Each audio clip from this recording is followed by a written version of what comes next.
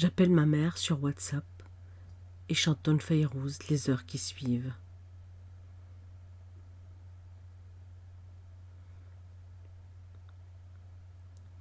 Parfois je parle à l'énigme de ses mains, sa joie enfantine.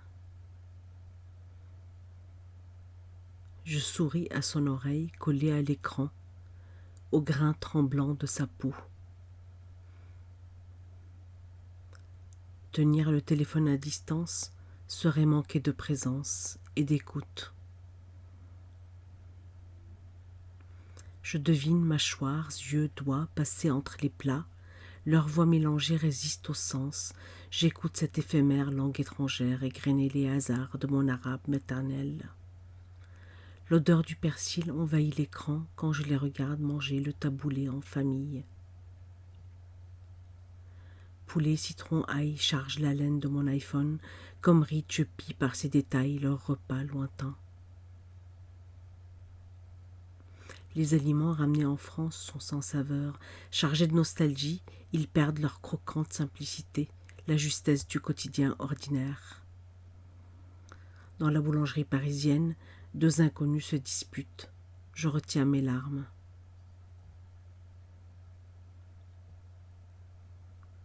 D'autres violences quand je suis au Liban. Ma fureur de ventre.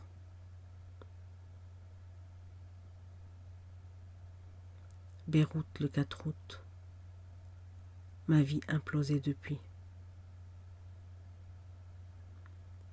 Ils quittent aujourd'hui.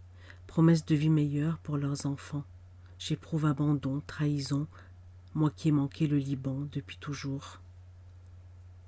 Je suis partie comme partie prenante et quittée en un même souffle, partie comme par deux à jamais.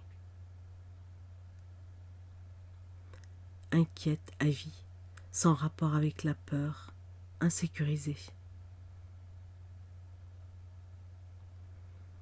Lire les messages d'amour absolu adressés au pays, les écarter comme chants au timbre faux. Lire les critiques extrêmes contre le pays, les écarter comme bruit parasite.